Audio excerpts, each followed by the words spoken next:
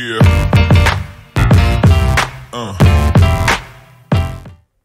Salut les triathlètes, j'espère que vous êtes en forme. On se retrouve aujourd'hui avec une intro inédite pour ce nouvel épisode de podcast Devenir Triathletics Open Tri.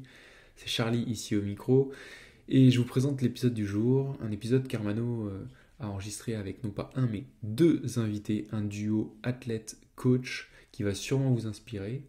D'un côté de la table, on a Jean de la Roche-Brochard. Alors si vous n'êtes pas dans le milieu des startups ni celui de la productivité, vous allez vite découvrir Jean. Jean, il est à la tête de Kima Ventures, le fonds d'investissement de Xavier Niel, le fondateur de Free. Et de l'autre côté de la table, on a Christophe Lamas, c'est son entraîneur, qui est lui aussi un ultra triathlète accompli. Et dans ce podcast, c'est assez fascinant, Jean va nous partager son parcours, comment est-ce qu'en seulement 2 ans, il est passé de totalement débutant au triathlon, qu'il a presque démarré sur un pari avec un ami, à finisher d'Ironman, et vous allez le découvrir dans un temps qui est bien plus qu'honorable, et comment est-ce qu'il a pu, pendant ces 2 ans, allier les exigences de sa vie d'homme d'affaires, son quotidien avec sa famille, et puis la nécessité de s'entraîner correctement avec suffisamment de volume pour faire un Ironman. Et puis on a Christophe qui va nous raconter, lui, de son point de vue d'entraîneur, comment est-ce qu'il a noué cette relation avec Jean et comment il a su l'accompagner pour progresser dans les 3 disciplines et puis pour aller chercher des chronos de plus en plus intéressants sur format longue distance. C'est un échange assez riche parce qu'on a là les deux côtés de la relation, l'entraîneur et l'athlète, et qu'on voit qu'il y a plein de choses qui se nouent entre les deux pour arriver à une relation qui soit la plus saine et la plus forte possible. Et avant de démarrer l'épisode, un grand cocorico pour le paratriathlon français qui vient de vivre une journée historique avec 4 médailles. L'or pour Alexis Anquincan, notre porte-drapeau, pour Jules Ripstein, et de l'argent et du bronze pour Thibaut Rigaudot et Antoine Perel. Bravo à toutes nos équipes de France, olympiques et paralympiques. Ces jeux auront été définitivement historiques pour le triathlon et le paratriathlon français. Et puisqu'on est dans les remerciements, à notre tour de vous dire merci.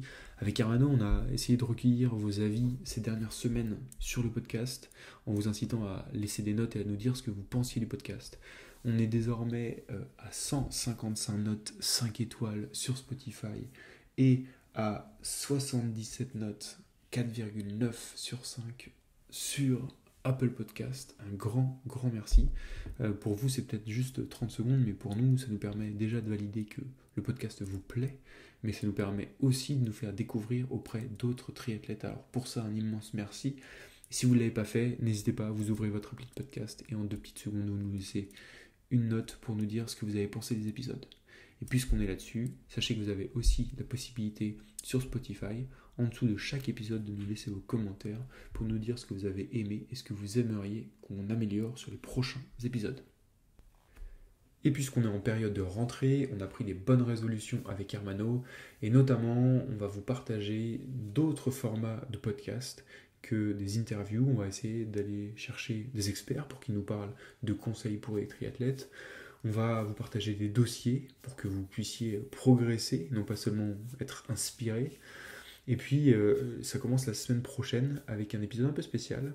La semaine prochaine, on va recevoir les Français qui ont participé au mythique triathlon du Norseman et qui vont venir témoigner de la réalité de ce triathlon hors norme et vont venir partager leurs conseils et leurs retours d'expérience sur ce triathlon.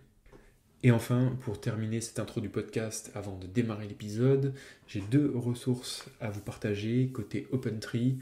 On a rédigé un guide il y a quelques jours sur comment optimiser son entraînement à la chaleur et comment est-ce qu'on s'habitue au quotidien à devenir meilleur sous des températures élevées. Alors, j'espère que la météo du mois de septembre nous permettra de mettre en pratique ce que vous pourrez apprendre dans ce guide. En tout cas, il est à retrouver en libre accès sur opentree.fr/blog. On met bien sûr le lien en description de l'épisode. Et je vous laisse en compagnie d'Armano, de Jean et de Christophe pour cet épisode passionnant. Je vous souhaite une bonne écoute, un bon entraînement, une bonne semaine et à très vite. Salut sportif, c'est Armano et je suis très heureux de vous recevoir pour un nouvel épisode du podcast Devenir triathlète X Open Tri. Et je suis encore plus heureux parce que j'ai deux invités aujourd'hui. L'un que j'ai déjà reçu dans un autre podcast qui s'appelle Dans les vestiaires. D'ailleurs, si vous voulez aller l'écouter, je donnerai la référence pendant l'épisode d'aujourd'hui. Et puis l'autre qui est tout simplement, et oui, simplement, j'emploie bien ce mot-là, son entraîneur. Par contre, il a eu une vie très, très, très chargée de sportif de haut niveau, même si, à la base, si j'ai bien compris, c'était mal parti dans sa vie pour qu'il soit sportif. Mais bon, on va revenir avec lui sur tout ça. Je suis très heureux de tendre le micro tout d'abord à Jean de La Roche-Brochard. Salut Jean. Salut Hermano, ça va? Très bien. Et toi, un peu chaud, comme je le disais en off tout à l'heure, mais c'est pas grave, c'est normal. On s'entraîne. Moi pareil, hein, j'ai pas la clim là où je suis, donc voilà, je compatis. Mais en fait, je vois pas si tu es rouge de tête parce que tu portes une casquette rouge. Donc, je sais pas si c'est la tête qui est rouge ou si c'est le reflet de la casquette. Mais bon, on va dire qu'on a chaud. C'est normal, c'est l'été. En tout cas, je suis moins rouge que ce matin lors de mon entraînement que Christophe m'a émis pour commencer la semaine où j'en ai bien chié. Hein. Faut que je... Waouh. On va y revenir, ce sera l'occasion d'en parler, tu vas pouvoir régler tes comptes. Et puis justement, tu en parlais et je le citais en introduction, je suis très heureux de tendre le micro à Christophe Liamas. Salut Christophe. Bonjour à toutes et à tous. Christophe, on le disait, tu es l'entraîneur de Jean de La Roche-Brochard, tu es son coach, c'est toi qui lui mitonne des petits, non pas des petits plats, mais des petits plans aux petits oignons. On va revenir à tout ça tout à l'heure, mais comme je le disais, je vais déjà tendre le micro à Jean pour qu'il se présente et puis qu'on comprenne un petit peu quel est le genre d'énergumène que tu dois coacher, entraîner, suivre. Donc Jean, tu le sais parce que dans l'autre podcast, je t'ai déjà tendu le micro et j'ai déjà fait comme ça, j'aime bien que mes invités se présentent. Donc je te laisse la parole, dis-nous tout, qui est Jean de La Roche-Brochard? Alors, qui suis-je en peu de temps? J'ai Non, tu peux 41 prendre tout le ans. temps que tu veux, hein, 2 heures si tu veux, mais après, tu as des réunions, donc. Ah bah voilà, il est parti.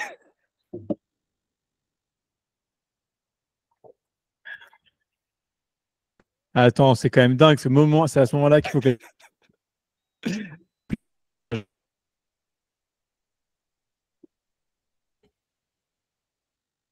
Bon, c'est pas grave, hein, s'il est vraiment parti, après, je vais passer à toi, Christophe, et puis. Bon, ça va, on n'est pas en live, donc on peut prendre un peu de temps. Ouais. Ah, ça revient tout doucement. C'est haché. Moi, tu m'entends bien? Ça y est, t'es revenu, Jean? Une tentative sur nos connexions, je suis désolé. Ouais, j'espère. Hein. Sinon, ça va être chaud. Hein. Mais c'est pas grave, hein, je ferai un épisode que avec Christophe, mais l'idée, c'était de le faire avec vous deux quand même. Bon. Non, mais allez, du coup, je te laisse te présenter. Ok. Jean, 41 ans, marié, 3 enfants. J'habite à Aix-en-Provence depuis 4 ans maintenant et je fais la navette avec Paris 2 jours par semaine. J'ai fait un peu de banque d'affaires et depuis 10 ans, je m'occupe des investissements tech de Xavier Niel, le fondateur de Free, notamment avec un fonds d'investissement qui s'appelle Kima Ventures, avec lequel on investit dans une centaine de startups par an.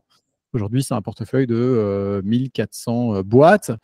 Et le triathlon, c'est venu il n'y a pas longtemps. Hein. J'ai commencé vaguement à faire un peu de vélo début 2022.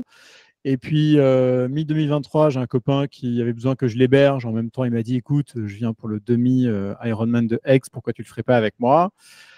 Et puis, à partir de là, c'était fini, quoi. J'étais piqué. Moi, c'est marrant comment tu nous racontes ça. 2022, j'ai commencé gentiment comme ça, doucement. Et puis après, 2023, j'ai fait mon premier tri. Puis 2024, tu vas nous raconter. Non, mais plus sérieusement, comment est-ce que tu es vraiment venu au triathlon? Surtout que, tu l'as dit, tu t'occupes des investissements tech de Xavier Niel, donc le fondateur de Free. Tu es un homme d'affaires avec une vie très chargé, tu es papa de 3 enfants, moi j'en ai 4, donc je sais à peu près ce que ça représente. En plus, tu habites à Aix, alors que ton fonds, il est basé globalement à Paris. Comment tu fais pour gérer ça et quelle mouche t'es passé, enfin quelle idée t'es passée par la tête pour te dire, tiens, je vais me rajouter en plus du triathlon? Écoute, c'est une bonne question. Bon, tout le monde te dira que c'est la crise de la quarantaine. Je pense que c'est un bon raccourci. Hein. Mais en 2018, j'avais écrit un bouquin qui s'appelle Human Machine. Comment s'organiser comme une machine pour vivre comme un humain. Donc, l'organisation, a priori, c'est pas un défi pour moi, c'est un passe-temps. Bien m'organiser pour être efficace. Et en fait, j'étais pas du tout sportif. moi, je faisais partie des gens qui regardaient le Tour de France et qui faisaient une sieste en même temps, hein. Et puis en 2022, quand j'ai un copain qui est venu habiter à Aix et qui m'a dit Jean, tu voudrais pas faire un peu de vélo? Je me suis dit, bah tiens, ça va me changer de regarder le Tour de France sur mon canapé et de me mettre sur le vélo. Et donc on a commencé gentiment comme ça. Et puis, pile un an après, quand j'ai un copain qui m'a demandé de l'héberger pour le demi-Ironman d'Aix, j'ai dit OK. Et puis, il m'a dit bah, pourquoi tu ne le ferais pas? Je me suis dit bah, ça ne doit pas être très compliqué de nager 2 bornes et de faire 20 km de course après avoir roulé un peu. Pourquoi pas? Donc, je me suis inscrit. Et puis ça s'est passé. Évidemment, je ne savais pas que je ne savais pas nager. Donc, j'ai fait la natation à la brasse. Voilà, en 42 minutes quand même, hein, je tiens à le dire, hein, j'ai pas traîné hein, sur mes petits bras musclés, mais voilà. Et ensuite, le vélo, ça allait à peu près, puisque ça faisait un an que je roulais. Et ensuite, la course à pied, ça a été une longue descente aux enfers pour quelqu'un qui avait couru la dernière fois en 2010, tu vois. Donc, longtemps avant. Et, et le lendemain, je suis allé sur Google. J'ai tapé coach triathlon Aix-en-Provence. Et j'ai pris celui qui avait l'air d'en montrer le moins, mais qui en avait fait le plus et qui répondait vite. Et Christophe, il m'a pris au téléphone. Il m'a dit voilà comment ça se passe avec moi. Si t'es OK, on peut bosser. Si t'es pas OK, on raccroche. Et le lendemain, on commençait à bosser. Et ça, T'es c'était resté au début téléphone, juin. vous avez discuté Ouais. pendant 2 heures et le lendemain, vous avez commencé à bosser ensemble, c'est ça? Ouais, c'est allé assez vite, hein. Ouais, ouais. Et puis il m'a dit bon, on va pas y passer par 4 chemins. T'es libre quand dans les 2-3 jours? Tu viens sur la piste, je te fais courir, on va regarder un peu tout ça. Et puis c'était parti. Et en plus, il m'a pas seulement aidé à progresser et à m'entraîner, il m'a aidé sur la nutrition. Et puis Christophe, il le dira mieux que moi, mais c'est un garçon très curieux. Et donc il se rencarte sur tout le temps. Et donc il parle de plein de trucs, tu vois. Et donc il est toujours au fait de ce qui se passe et donc c'est hyper intéressant parce que le plan d'entraînement n'est pas monotone ou ancré sur des bases d'il y a 5, 10, 15, 20 ans, quoi. Tu vois, il est toujours mis à jour ou en réflexion par rapport à ce qui se fait de mieux en ce moment, par rapport aux sensations, par rapport à la prochaine compète que tu as, par rapport à si tu progresses sur tes différents seuils ou pas. Là, par exemple, sur la VO2, on a fait beaucoup de fractionnés avec donc des petites distances, tu vois, du 1 km, 2 km en course à pied, avec de la récupération. En fait, on se rend compte que je mets du temps à monter dans les tours, que je récupère vite, du coup, que je passe pas assez de temps en VO2. Maintenant, on fait de la VO2 en continu. Bah, ça, en fait, si ton coach n'est pas curieux, tu vois, ta physiologie et comment tu fonctionnes et tes progrès et qu'il ne regarde pas, bah, en fait, il continuera de t'appliquer le plan bêtement sans réfléchir, quoi. Et ce qui est cool avec Christophe, c'est qu'on est en, en amélioration continue sur le Ouais. plan. Christophe. Christophe lève le doigt, donc tu veux parler. Non, mais c'est exactement le problème dans l'entraînement de l'individualisation. Voilà. Et l'individualisation, c'est hyper important et il faut vraiment connaître et parler avec son athlète. Aujourd'hui, on a beaucoup de systèmes pour s'entraîner, des trucs un peu préconçus, mais rien ne change l'individualisation entre deux personnes. Il y a des gens qui vont être très réceptifs à l'entraînement, à des stimulus, à des charges, à des surcharges, et d'autres qui ne le seront pas. Donc, c'est là où vraiment, au-delà des concepts d'entraînement, il faut parler avec l'athlète et tester plein de choses et le connaître. Jean, toi qui as l'habitude d'investir dans les startups tech, ça ne te rappelle pas un peu un profil un profil de développeur qu'on pourrait recruter, quelqu'un d'agile, quelqu'un à l'écoute, quelqu'un que tu n'as pas forcément besoin de micromanager, mais à qui tu donnes des inputs et puis il les retravaille et puis il te sort ce que tu attends. Ça devrait te parler, non? Ouais, ça me parle. Enfin, en fait, en général, dans le boulot, les gens que tu as envie d'avoir en face de toi, c'est des gens que tu n'as pas besoin de motiver parce qu'ils sont motivés de manière intrinsèque, parce que sinon c'est insupportable. Et d'ailleurs, les grands athlètes, tu remarques qu'ils ont une discipline quasiment plus forte que leur coach. C'est assez lunaire. Tu vois que des garçons, là, on parle beaucoup en ce moment de Léon Marchand, tu vois. Mais Léon Marchand, il y avait un article très intéressant ce matin où quand il s'est rendu compte, tu vois, le chemin qu'il avait à faire pour arriver au niveau des meilleurs. Bah, du coup, il arrivait plus tôt, il partait plus tard et il s'entraînait plus, hein, tu vois, il n'y a pas de secret. Donc, cette détermination intrinsèque, elle est importante.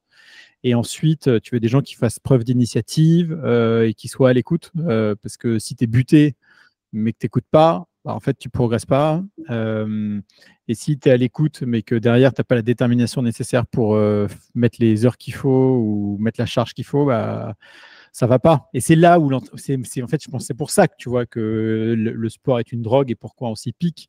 C'est parce que ce qui fait du bien, c'est d'aller au bout de soi-même, quoi. C'est de se faire mal. Il y a 3 jours, j'étais dans une angoisse pas possible parce que je recommençais justement les séances de VO2. J'en ai parlé à Christophe. Et on commence maintenant, on fait du V en 2 en continu. Donc, en fait, je peux me mettre 20 minutes d'affilée en 3,45, 3,50 au kilo, enfin plutôt sur les pulses à, tu vois, 165. Quand tu te mets à 165 pendant 20 minutes, en fait, à un moment donné, tu es un robot, quoi. Tu vois, t'arrêtes de réfléchir. Et d'ailleurs, j'étais parti pour 3 km. En fait, j'étais parti pour faire 2 fois 3. Et au bout du 3e, je me dis, putain, mais t'y es là, t'es dans les pulses, là, reste dans les pulses, pousse, tu vois. Tu fais le 4e et tu fais le 5e kilomètre et après, tu es content. Voilà. Et cette satisfaction d'aller au bout des choses que tu t'es fixées, c'est quand même, ouais, c'est le kiff. Bon, on reviendra un petit peu à toi pour revenir plus en détail justement sur ton voyage de triathlète. Je te propose qu'on présente un petit peu ton entraîneur. Christophe, je te laisse te présenter. Et puis, du coup, tu vas pouvoir remonter loin parce que Ouais. on a déjà échangé un petit peu tous les deux. Tu m'as partagé quelques trucs sur toi, mais donc vas-y, je crois qu'on est juste bloqué par le call de Jean à 18h30, donc ça nous laisse encore 1h45, vas-y. Donc, je m'appelle Christophe Yamal, j'ai 53 ans, je suis marié à Adeline depuis 1995, nous avons 5 enfants. J'ai démarré le cyclisme en 86 à la SPTT Strasbourg et le triathlon en 1988. Et je me suis engagé dans l'armée en 91. Et j'ai continué le triathlon en étant à l'armée. Donc, j'ai fait 16 ans d'armée. Et triathlon, mon premier Ironman en 1997 au Japon. Et après, donc, j'ai eu des problèmes de santé quand j'étais gamin, des problèmes cardiaques. Et donc, je ne pouvais pas faire des intensités trop élevées. Je pouvais, quand j'étais jeune, on m'a conseillé de faire du sport en endurance. Et c'est pour ça que j'ai doublé les distances assez rapidement. Donc, j'ai fait un Ironman, j'ai fait ensuite un double Ironman, triple Ironman, DK. En tout, j'ai fait 50 distances Ironman. Et j'ai passé mes premiers diplômes d'entraîneur en 95 à Tarbes. Et, quand tu étais dans l'armée? Ouais, en fait, j'étais dans l'armée, mais c'était des diplômes civils parce que moi, j'étais à l'UAT Tarbes. Et donc, j'étais au club UAT Tarbes. Et donc, j'ai passé mes premiers diplômes d'entraîneur là-bas. Et conjointement à l'armée, j'ai continué à m'entraîner, à faire des compétitions. J'ai fait 200 triathlons à peu près. Voilà. Et beaucoup de 100 km, des 24 heures course à pied, voilà, plein de choses comme ça. Bon, ben, voilà, j'ai fait un titre de champion du monde, 2 titres de champion du monde par équipe, donc en décathlon. J'étais numéro 1 mondial moins de 40 ans sur toute la saison 2004 et un titre de champion d'Europe par équipe en 2005. Voilà. Alors, wow. Ça m'impressionne. Autant l'avoir lu que de l'entendre parler.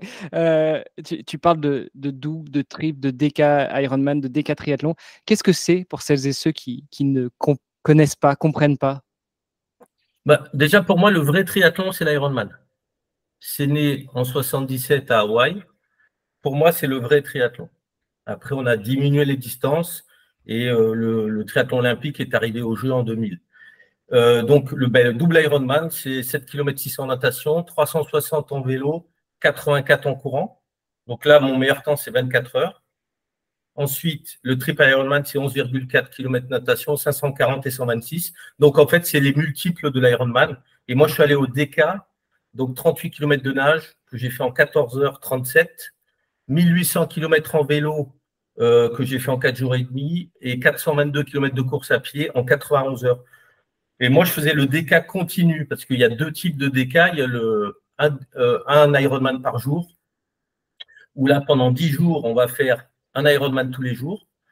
Et le temps s'arrête quand on a passé la ligne le soir et le lendemain matin, on reprend le départ à 8 heures. Ou alors, il y a le DK continu que j'ai fait moi, où le chrono continue, c'est-à-dire que départ natation, le chrono démarre, arrivée course à pied, le chrono s'arrête. Donc, on est obligé de dormir, forcément. Moi, je dormais 4 heures par nuit à peu près. Et voilà, mon meilleur temps, c'est 9 jours et 7 heures sur un DK Ironman. Je posais la question tout à l'heure à Jean de comment il s'organise un petit peu, ou plutôt quelle mouche l'avait piqué pour se mettre dans le triathlon alors qu'il avait déjà des journées bien chargées. Comment tu t'organises pour faire un DK Ironman en continu, 9 jours non-stop? Comment tu prépares ça? Comment tu réalises ça? Tu as une vie de famille, tu as un boulot, tu mets tout en pause pendant 9 jours, qu'est-ce qui se passe? Ah oui, là, oui. Moi, ce que je tiens à préciser, c'est que j'étais pas un civil déguisé en militaire, c'est que j'étais un vrai soldat et je travaillais. Donc, j'avais pas de contrat avec l'armée. Moi, j'étais sous-officier. Donc, le matin, je me levais, je montais en courant à Caen-Juers. Là, donc, moi, j'habitais dans le Var. Je faisais 15 bornes à pied. Le midi, au lieu de manger, j'allais nager à la piscine du camp. Le soir, je redescendais en courant et je faisais 3 heures d'home trainer, de 9 heures à minuit. Voilà. Pour préparer le DK à Hawaï, j'ai fait ça pendant 6 mois. Et ensuite, quand je suis allé à Hawaï, donc je suis parti 1 mois à Hawaï. Et donc là, j'ai eu 15 jours pour m'adapter. Et après, j'ai fait la course. Donc, la course, c'est assez simple. Moi, mon rythme à moi, c'était de dormir de minuit à 4 heures du matin. Voilà. De se donner un rythme d'entrée de jeu. Alors, les 3 premiers jours sont difficiles, mais après, ces 4 heures-là, je dormais vraiment en sommeil profond. Et au bout de 3 jours, après, ça allait très bien. Donc, réveil 4 heures du mat. La natation, je l'ai fait d'un coup. Voilà, toujours. Et ensuite, à minuit, donc je suis allé me coucher, 4 heures du mat, réveil. Je faisais à Hawaï, j'ai fait 11 jours, donc je faisais 360 km en vélo par jour. Sinon, le deuxième, je faisais 400 km en vélo en 20 heures, mais avec les temps d'arrêt, manger, tout ça. Voilà, coucher minuit. Donc le vélo, ça durait entre 4 jours et demi et 5 jours. Et la course à pied, pareil, c'était réveil 4 heures. Et je faisais à peu près 105 km par jour. Et coucher minuit. Voilà. Pas de montre, pas de compteur, pas de montre cardiaque, rien du tout. C'est-à-dire que moi, j'ai beaucoup fait de l'auto-hypnose, en fait. Et ça marchait bien en natation. Par exemple, en natation, j'ai dit interdit de me dire où j'en suis. Donc, j'étais en train de nager et je voyais le soleil qui déclinait et je leur ai dit où est-ce que j'en suis. Et ils m'ont dit, on ne te le dit pas. Je dis, si tu ne me le dis pas, j'arrête tout. Et je pensais que j'avais fait 15 bornes, j'étais au 28e. Et là, pour le mental, on se dit, il n'y a plus que 10 km à faire. Et en vélo, c'était pareil, c'est-à-dire qu'on me levait à 4 heures du matin, moi je pédalais, et mon kiné, il m'arrêtait à midi pour manger un peu. Et j'étais parti à 4 heures du matin, j'avais l'impression que j'avais pédalé 4 heures. Et en fait, j'avais pédalé jusqu'à midi. Et voilà. Plutôt que certains athlètes qui on leur donne le temps de passage tous les 100 mètres. Voilà, non, moi, j'avais besoin d'être un peu un yogique de l'ultra triathlon. Voilà. Vraiment très, très en méditation et en auto-hypnose. Voilà. Ouais, Jean, j'imagine que tu avais screené un petit peu le profil de Christophe avant de le contacter. Tu savais tout ça? Est-ce que c'est des choses qui t'ont attiré justement pour t'entourer de ses services, ou tu as vu que c'est un mec qui avait fait quelques trucs, il n'en parlait pas trop, et puis tu t'es dit je vais le contacter et je verrai? Je pense que quand je suis tombé sur le profil de Christophe, ce qui m'a marqué, c'était qu'il avait fait du DK Ironman. Et donc, ça en disait probablement long sur sa psychologie. Deux, j'ai regardé aussi les différents témoignages des gens qu'il avait coachés. Ce que j'ai aimé, c'est qu'il y avait des gens de tout âge, toute catégorie de sportifs, avec tout type d'objectifs. Et donc, il y avait ce côté non élitiste. En fait, moi, ce qui me dérange un peu, je suis obsédé par la performance, on ne va pas se le cacher, hein, tu vois. Et je pense que ça ne sert à rien de faire quelque chose ou de commencer quelque chose si tu t'y donnes pas à fond. Mais qu'est-ce que ça veut dire, tu vois? Et ça, c'est toujours très personnel et à rapporter aux expériences de chacun. Donc, tu vas avoir des gens qui vont partir d'un certain endroit pour aller tu vois, à une certaine destination, avec leur bagage, avec leurs capacités, avec leur temps, etc. Mais si cet objectif il est fixé à l'avance, si tu te donnes les moyens et si tu as un coach derrière, tu vois, qui s'assure de faire ce qu'il faut pour que tu y arrives, et qui a compris que tu pouvais y arriver, et ben dans ce cas-là, c'était génial. Et donc, moi, j'ai beaucoup aimé du coup, les témoignages sur le site de Christophe, parce que c'est des témoignages de gens de tout horizon et qui allaient vers toutes sortes de destinations. Et donc, le côté non élitiste m'allait bien, parce que ça veut dire que c'est quelqu'un qui comprend aussi ce que c'est que se mettre dans le dur, l'échec, que parfois c'est le bon moment, parfois c'est pas le bon moment, il y a des moments où ça va, des moments où ça va pas, et donc il n'est pas là pour te mettre des claques comme si tu étais un Olympien, mais il a conscience que tu étais un amateur et il ira juste ce qu'il faut pour te donner la bonne motivation, quoi. Il ne viendra pas t'écraser. Et moi, j'avais un peu peur de ça, d'aller dans des endroits où, en fait, soit le groupe, tu vois, il y a des groupes de triathlon, je ne peux pas les citer, mais où tu sens que les gens, en fait, se tirent la bourre au point de s'écraser. Et moi, en fait, je ne fais pas un sport individuel pour me retrouver avec des gens qui m'écrasent. Ça ne m'intéresse pas. Je fais un sport individuel pour me prouver des choses à moi-même. Donc, tu vois, ça me fait chier de me retrouver dans un endroit écrasé. Et de la même manière que tu veux des coachs qui aient conscience que, bah, de temps en temps, tu es dedans et de temps en temps, tu es un peu moins dedans, quoi. Et c'est normal, tu as une vie, tu vois. Tu Ouais, m'étonnes. exactement. Moi, je pense que Vas-y. le but, c'est d'aider la personne à ce qu'elle devienne la meilleure version d'elle-même. Et comme disait Jean, peu importe d'où on vient, moi, j'ai aidé une personne de 74 ans, elle a perdu 20 kilos, elle s'est mise à la course à pied. Et donc, il y a tous les profils, et ça, c'est intéressant. Et surtout, la réalité de la vie avec des gens qui travaillent, qui ont des enfants, qui ont les pieds sur terre et qui sont connectés, quoi. Voilà. Ouais, tout à l'heure, Jean, tu parlais de la performance. C'est vrai que mon entraîneur avait coutume de dire que la performance, c'est ma performance. Sous-entendu, être performant, ça ne veut pas forcément dire être champion olympique de triathlon. Ça veut juste dire te fixer un objectif et puis devenir la meilleure version de toi-même et atteindre cet objectif. Si ton objectif, c'est de finir un Ironman, mais que tu n'as pas d'idée de temps, que tu veux juste aller au bout, bah, voilà, tu vas au bout. D'ailleurs, on reviendra sur ton Ironman de 2023. Christophe parlait un petit peu tout à l'heure de ses façons de s'entraîner, de ce mode auto-hypnose pour pouvoir aller au bout de ses objectifs, d'entraînement sans montre, sans cardio, sans aucun repère, sauf le moment où tu as besoin d'avoir un repère. Est-ce qu'il applique aussi pour les athlètes qu'il entraîne, qu'il encadre? Écoute, moi, il a compris tout de suite que j'étais un geek avec plein d'écrans. Et d'ailleurs, un jour, il m'a posé la question, il m'a dit, mais Jean, qu'est-ce qui se passe si ta montre, elle ne marche pas au départ de l'Ironman? Je dis, bah, c'est pas grave, on fera 100. Il me dit, ok, c'est bon, c'est ce que je voulais entendre. Je voulais être sûr que c'était pas un bloqueur pour toi, tu vois. Il se disait, mais putain, si le mec, il est comme ça, obsédé tout le temps sur ses chiffres, qu'est-ce qui se passe le jour où les chiffres s'affichent plus, quoi? Et moi, c'est vrai que je suis un malade. Je me rappellerai toujours du premier Ironman que je fais en septembre 2023, où Christophe me donne en fait le plan de course.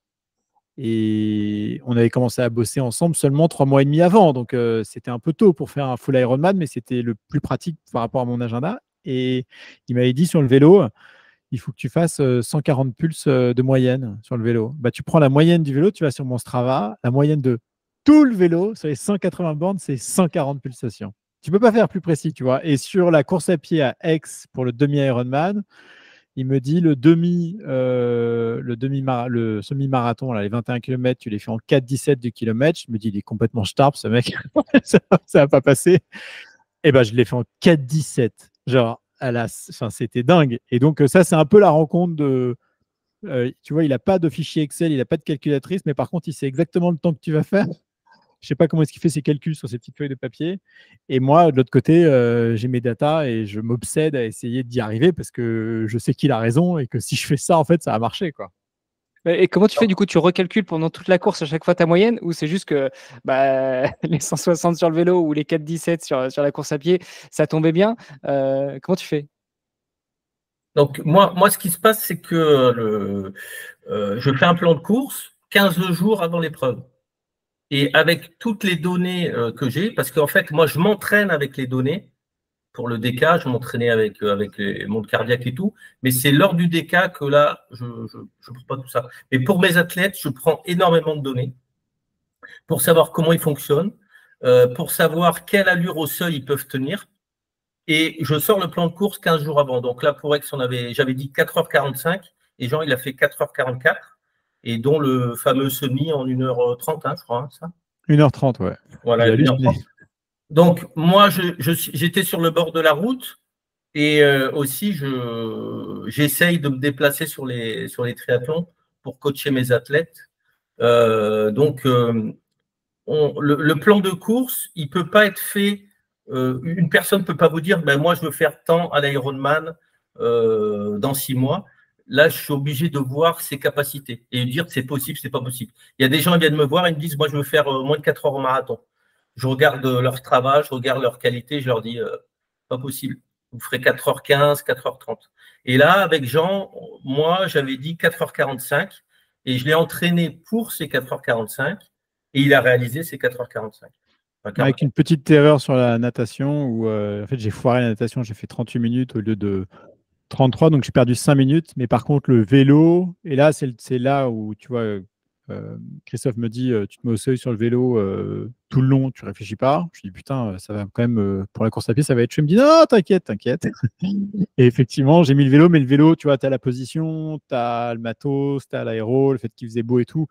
Et du coup, le vélo, je l'ai fait vraiment rapidement. J'ai fait 35,5 de moyenne et il y a du D+ sur Aix. Et donc, ça m'a permis de rattraper le retard de la natation et de finir en beauté. Ah, t'imagines, tu n'aurais pas foiré la natation, il se serait planté de 5 minutes en fait. C'est ça. Mais dans ce sens-là, c'est pas un problème. C'est vrai, t'as raison. Les gens ont peur se demandent s'ils vont rester au seuil longtemps, en fait. Et l'erreur que font souvent les débutants aussi, c'est de ne pas trop forcer, mais dans les côtes, de se mettre en VO2 max. Et là, c'est fini. Acide lactique, on va plus synthétiser, on s'est foutu en l'air. Mais le but du jeu, c'est vraiment de rester au seuil. Voilà. Et on peut tenir, si on est entraîné, on peut tenir très longtemps au seuil. Ça fait peur au début, mais une fois qu'on y est, on se dit, bah, tiens, voilà. Tiens, bah, justement, on a un technicien avec nous. Tu peux nous expliquer un petit peu ce que c'est que le seuil, éventuellement les différents paliers, et puis nous prendre l'exemple de Jean, par exemple. Eh ben, en fait, c'est simple. Le corps humain, il a 2 seuils ventilatoires. Voilà. Et aujourd'hui, on a des gens comme le docteur Mondonard ou même Robin Plat, qui est entraîneur à l'INSEP, là, des équipes de France de natation, qui vont utiliser ces 2 seuils pour faire, on va dire, 3 zones de travail. Voilà. Donc, le premier seuil ventilatoire, il va être, c'est ce qu'on va appeler l'entraînement en Z2 ou l'entraînement en endurance. C'est un entraînement où vraiment on va être en équilibre des lactates, 2 millimoles de molécules à peu près, c'est-à-dire qu'on ne souffre pas du tout et c'est le plus important. Pourquoi ? Parce qu'on va fabriquer son moteur aérobie. Le cœur, il a le temps de se remplir et de se vider et on va faire des capillaires sanguins. Donc un capillaire, c'est un vaisseau sanguin 20 fois plus petit qu'un cheveu et pour avoir beaucoup de capillaires dans le corps, pour emmener beaucoup d'oxygène aux muscles, eh ben, il faut s'entraîner à cette allure de, bon, en vélo, on dit c'est la Z2. Donc, cette allure, vraiment dans la littérature et dans le réel, c'est plutôt entre 65 et 70% de la fréquence cardiaque maximale. C'est hyper contre-intuitif parce qu'en fait, aujourd'hui, les gens, ils pensent que s'ils ont moins de temps de s'entraîner, eh ben, il faut faire de la qualité. Et si on fait beaucoup de qualité, c'est-à-dire par exemple la deuxième allure où on va plus vite, on ne fabrique pas de capillaires. On ne va pas progresser. On ne va pas utiliser en substrat les graisses, par exemple. Et dans cette première allure, donc ce que j'appelle moi l'endurance fondamentale ou l'endurance vraie, eh ben là, on fabrique des capillaires, on apprend à utiliser les graisses. Le cœur a le temps de se grossir, a le temps de se remplir et de se vider. Voilà. Et pour moi, c'est 80% du temps d'entraînement. La deuxième allure, c'est celle qu'on appelle le seuil, un peu faussement, mais donc c'est le deuxième seuil ventilatoire. C'est le moment où on va fabriquer beaucoup plus de lactates sanguins et qu'on ne va pas les éliminer. Donc cette allure-là, en fait, c'est plus l'allure qui va être utilisée pour un Alpha Ironman.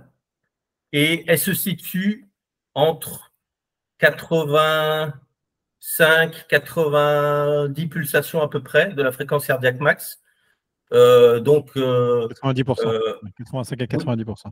Oui, pardon, de la fréquence cardiaque maximale. Et je dirais que ça, c'est une allure vraiment de compétition. Voilà. J'appelle ça le temps de soutien ou allure de compétition. Et ça, moi, oui. D'ailleurs, je crois qu'on est entre 2 et 4 millimoles par litre là, sur ce palier-là. Et l'avantage, c'est qu'on continue de synthétiser quand même. Donc, et après, Christophe va y revenir, mais après, on rentre dans la partie où en fait, tu crées beaucoup plus de lactate que ce que tu es capable, exactement, que ce que tu es capable d'éliminer. C'est exactement ça. Donc, on est entre 2 et 4 millimoles. Et au-delà, en fait, on ne va plus pouvoir synthétiser l'acide lactique. Et la troisième allure, c'est le VO2 max ou au-dessus. Hein. Donc là, on dépasse les 4, on peut monter à 6, 8. Donc, c'est entre le VO2 max, c'est un plateau entre 90 environ et 95% de la fréquence cardiaque maximale théorique. Cette allure-là, elle va nous aider à augmenter un peu sa cylindrée. Voilà. Mais ce que font beaucoup les amateurs, c'est qu'ils s'entraînent beaucoup en intensité, VO2 max seuil. Donc, ils vont avoir un gros moteur, mais ils ne vont pas avoir la tuyauterie nécessaire dans les jambes pour emmener tout le sang, pour emmener tout l'oxygène. Et c'est là le problème. Moi, je vois des gars qui font le marathon, donc un marathon sec, ils vont le faire en 2,45. Et sur un Ironman, ils vont sortir un marathon en 4h30. Et c'est là qu'on voit qu'ils ne sont pas dans la même filière et qu'ils ne sont pas entraînés à la filière énergétique que sont les graisses. Voilà. Donc, les 3 allures, c'est ça à peu près. Et le VO2 max, pour moi, c'est 5% du temps de travail à peu près, le VO2 max. Moi, c'est les fameuses règles des 80% de l'endurance fondamentale et 20% au-dessus, à partir du premier seuil ventilatoire. Oui, en polarisé, ouais. J'avais une question qui m'échappe, mais c'est pas grave, ça reviendra. Et du coup, comment est-ce que tu organises tes entraînements et je te demandais si tu pouvais prendre l'exemple de Jean. Ouais, tu parlais ma remarque revient. Tu parlais de la fréquence cardiaque maximale qui, en plus, évolue à chaque fois. Donc, comment est-ce que tu fais pour tester, pour avoir des valeurs de fréquence cardiaque maximale qui soient correctes, pour pouvoir ajuster tes seuils, au-delà du fait que tu suives régulièrement les données de tes athlètes. Et en l'occurrence, si on prend l'exemple de Jean, j'imagine que ces seuils et sa FC Max ont évolué depuis 2022 quand il t'a contacté à juillet 2024 quand on enregistre aujourd'hui. Alors, nous, l'avantage, c'est que on est sur X tous les deux. Donc, c'est vrai qu'on a fait pas mal de tests. Hein, on a fait des tests de fréquence cardiaque max, on a fait de lactate. De lactate avec moi, je jouais le vampire, donc prise de sang et tout. C'était super intéressant. On fait beaucoup de tests. On a fait le test de Cooper, donc en 400 mètres natation, donc le test 400, ça je l'ai déjà dit. Vélo aussi, il a fait pas mal de tests. Il est même allé à Paris, il a vu une physiologiste. Voilà, donc je prends tout ça. Et après, ce qui se passe aussi, c'est que pas mal de montres comme Garmin aussi donnent les fréquences cardiaques maximales, les réactualisent avec pas mal de données. Et c'est assez précis, en fait. Souvent, j'ai des athlètes qui sont qui sont pas sur X, qui me disent là, ma montre, elle m'annonce que ma nouvelle fréquence cardiaque max s'étend. Et ça marche pas mal. Voilà. Mais en tout cas, les tests, en règle générale, moi, je fais 3 fois des tests par saison. Voilà. L'hiver, avant les compètes et en cours de saison, pendant les compètes, on a des valeurs qui arrivent aussi. Le corps humain a tendance aussi, avec la chaleur, à changer certaines choses, certaines valeurs. Donc, j'ai tendance à dire aussi qu'il faut aussi écouter ses sensations. Voilà. Il y a des gens, je disais, essaye d'aller à 160, 162. Il me dit, ah mais à 158, je me sens vraiment bien. Voilà, 160, c'est trop. Eh bien, ça, c'est des choses qui sont importantes. Avant toutes les datas et la théorie, ce qui est important aussi, c'est les sensations. Et toi, Jean, qui est un gros geek, est-ce que malgré tout, tu arrives à écouter tes sensations ? Moi, j'ai besoin d'un référentiel. Donc, la data, c'est mon référentiel. Et ensuite, l'avantage du référentiel, c'est que tu as toujours une marge d'erreur à plus ou moins 5%. Et c'est là que les sensations entrent en jeu. Donc, pour moi, je dirais, tu as 90-95% c'est de la data et les 5-10% de changement, en fait, c'est là où les sensations rentrent en jeu. Et je vais te donner un exemple où, en fait, j'ai eu les sensations et j'ai regardé la data après pour comprendre. Donc, j'ai fait l'Ironman de Nice il n'y a pas longtemps. Et dans la natte, bon, moi, je suis con, hein, parce qu'en plus, j'avais des, j'avais des lunettes qui m'affichaient le cardio. Donc, je vois le cardio qui monte à 156, 157, 158. Je me dis, bah, ça doit déconner, c'est pas possible. J'ai jamais eu 157, 158 en natation. Déjà, je nage comme une enclume. Si en plus de nager comme une enclume, j'ai un cardio de merde, enfin, autant que j'arrête tout de suite, quoi. Donc, en fait, je crois pas le cardio à ce moment-là. Et au lieu de me calmer, de redescendre un peu en pression, de regarder ce que ça peut donner sur le cœur et tout, bah, je continue d'avancer. Et en fait, j'arrive sur le vélo. Et sur le vélo, en fait, je suis cramé, quoi. Je suis cramé parce qu'en fait, c'est con, mais pendant 1h20, bah, j'ai carburé à 157 pulses et personne carbure à 157 pulses en faisant ensuite la suite de son Ironman en pleine forme. Et ce qui était très difficile pendant le vélo, en plus, c'est que Nice, il y a beaucoup de dénivelé. Et donc, ça veut dire que tu as peu de zones de récupération. Donc, en fait, quand tu t'enquilles ton vélo, il faut que tu ailles vite parce que tu as les premières bornes où tu es à 40 de moyenne et donc tu avances. Ensuite, tu as une première côte. Et ensuite, c'est bourré de faux plats. Une deuxième, rebourrée de faux plats, une troisième, et en fait, tu n'as jamais le temps de récupérer. Le seul moment où j'ai eu le temps de récupérer, c'était dans la descente des 40, 50 dernières bornes avant d'arriver à Nice pour le marathon. Et heureusement, au marathon, bah, j'avais bien récupéré, j'ai réussi à le faire en 3,23, mais le vélo, c'était horrible. Pendant tout le vélo, j'avais qu'un espoir, c'était de crever, d'avoir un accident, que ça s'arrête. Genre, c'était la torture. Et pendant que tu es en torture, tu te dis, bah, vu que je suis en train de me faire mal, quitte à me faire mal, autant me faire vraiment mal, tu vois. Ça sert à rien d'aller faire un vélo de merde.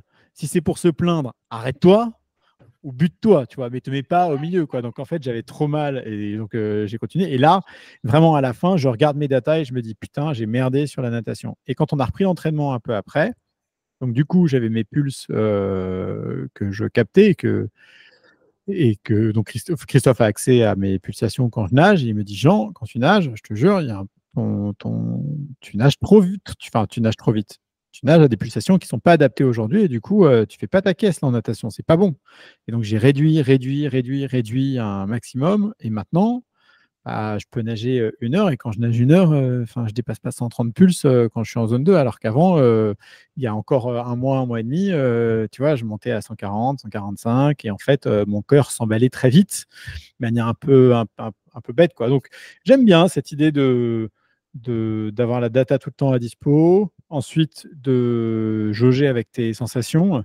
Mais généralement, quand tes sensations, tu les sens bien, en fait, ça se voit sur la data après, quoi. Tu vois. Et là, ouais, putain, sur Nice, je me rappellerai toujours le col de Lec où j'ai un mec qui me dit putain, lâche rien, lâche rien. Et je regardais mes watts et j'étais genre, je sais pas, 250, 260 watts et j'étais dans le dur. Là où 2 mois avant, je montais le col de l'Aicre à 280 et je me baladais, quoi, tu vois. Et ouais, c'était assez frustrant.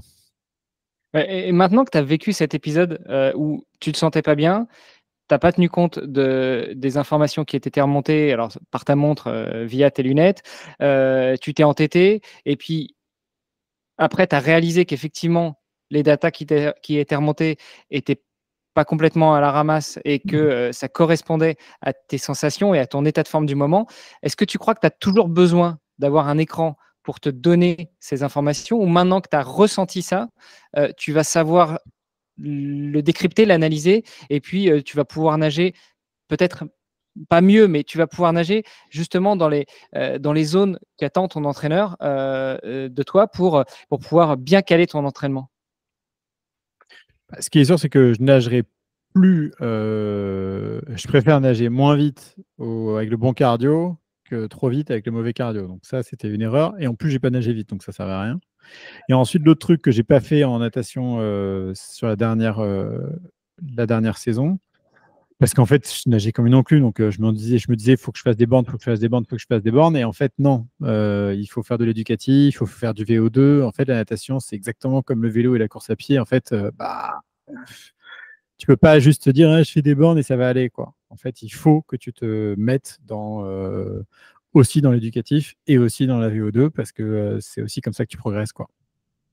C'est marrant cette image qu'on peut avoir, nous les sportifs, et je nous inclus tous, hein, et je pense que toi aussi Christophe, tu es passé par là, à se dire justement: «Faut faire des bornes, faut en bouffer et c'est comme ça qu'on va progresser». Peut-être en laissant de côté, bah, les gammes, les bases. Quand tu es musicien, quand tu es pianiste, putain mais tu échauffes tes doigts, tu fais ça toute la journée. Quand tu es pianiste professionnel, tu fais des gammes, tu fais des gammes. Tu as beau être un virtuose, tu as beau, ressembler à Mozart, ou être le futur, Chopin, bah, tu en fais des gammes. Pourquoi est-ce que dans le sport, on n'en fait pas des gammes où on a cette impression que si on fait des gammes, on perd notre temps et donc du coup, on progressera pas. Alors que c'est tout le contraire, justement. Il y a un problème d'ancrage, un problème d'éducation et aussi, comme je le disais, un problème chronophage. Un champion, il va s'entraîner 40 heures par semaine. Un entrepreneur, déjà, s'il fait 15 heures, c'est bien. Et donc, il faut optimiser au maximum. Et moi, je le dis souvent, et dans tous mes plans d'entraînement en natation, toute la saison, il y aura des éducatifs. L'hiver, il y en aura beaucoup, et après, l'été, ou même en période de compétition, on va l'utiliser un peu pour l'échauffement. Mais en fait, il vaut mieux nager 1 kilomètre ou 2 kilomètres en faisant beaucoup d'éducatifs plutôt que mettre le pull boy entre les jambes et faire 3 bornes. Voilà. Il y en a beaucoup qui font ça, quoi. Pull boy entre les jambes et puis donc avec des techniques pas possibles. Et voilà, donc c'est un problème aussi d'optimiser et d'en faire le maximum avec le peu de temps qu'on a. Et c'est contre-intuitif, mais c'est comme ça. Puis il y a un truc d'autoconviction aussi, as envie de te convaincre de ça.